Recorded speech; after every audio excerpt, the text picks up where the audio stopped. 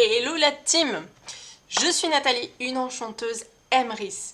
Si tu as une question en ce qui concerne la coopérative, n'hésite surtout pas à me laisser un commentaire ou regarder sous la vidéo. J'ai laissé mes coordonnées pour que tu puisses me poser toutes tes interrogations et que je puisse répondre à tes problématiques. Aujourd'hui, j'avais envie de te parler du parrainage, parrainer un proche. Alors, très souvent, j'ai ces questions-là, et j'en ai déjà parlé pourtant du parrainage. A priori, ce n'était pas assez clair. Donc, vu le nombre de retours que j'ai eu, j'ai pensé faire une petite vidéo supplémentaire sur le parrainage. Comment on parraine un proche? Quelle est la démarche? Quelle est l'approche? C'est un petit peu les questions qui me reviennent. Eh bien, j'ai envie de répondre le plus simplement possible. Quand on discute avec quelqu'un, on va pas de but en blanc dire « Eh, au fait, tu veux un bon plan? Vas-y, viens à la coopérative Emrys !» Non, là, c'est bon. J'ai pas l'accent des cités, mais tu vois un peu l'approche un peu brutale. Non, pas du tout. Pas du tout. C'est pas un objectif en soi de rameuter du monde à la coopérative. Ça serait chouette, ça permettrait de faire grossir le groupe et de faire en sorte qu'on ait encore plus de pouvoir d'achat tous ensemble. Seulement, eh bien, les gens, ils sont très sceptiques et ils n'aiment pas du tout quand on vient les chercher dans leur petite zone de confort. Pour pouvoir en parler, simplement, laisse faire la conversation et tu verras qu'à un moment donné, les personnes, ils expriment un besoin ou quelque chose qui les dérange ou une situation frustrante parce que peut-être ils n'ont pas les finances, etc. Et simplement pose le décor, tu dis, ben moi, je fais comme ça. Et c'est tout, c'est tout. La personne, on n'essaie pas de lui vendre en fait le truc.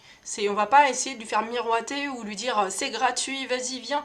Non, c'est simplement, c'est un mode de consommation qui est différent et il a le droit d'avoir son avis et tu as le droit d'avoir le tien. Si tu fais partie de la coopérative Emrys, eh bien tu sais que bah voilà, tu tombes dedans au début, tu sais pas trop où tu arrives et à la fin tu dis mais c'est génial.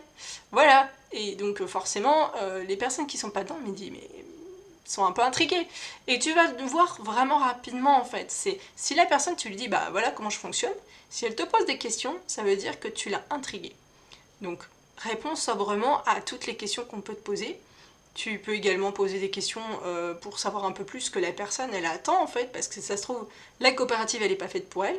Si elle attend par exemple en 2 mois de plus payer ses courses, c'est sûr que la coopérative c'est pas fait pour elle.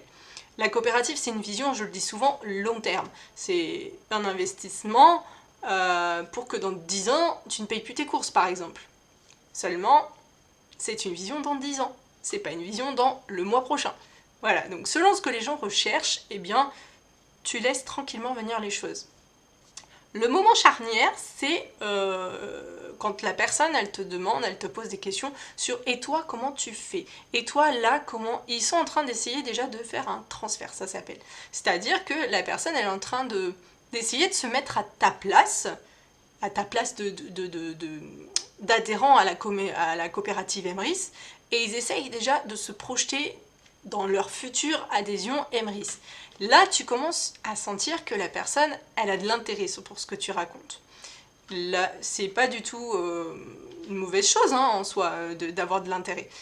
Derrière, simplement, tu continues de répondre sobrement à les questions qu'il te pose. C'est vraiment ça.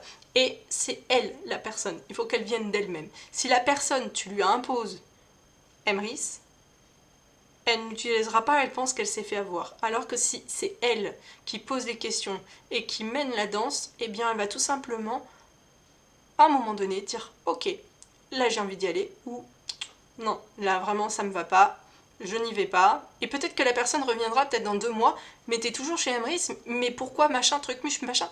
La personne, elle n'est pas prête. Elle sera peut-être jamais prête.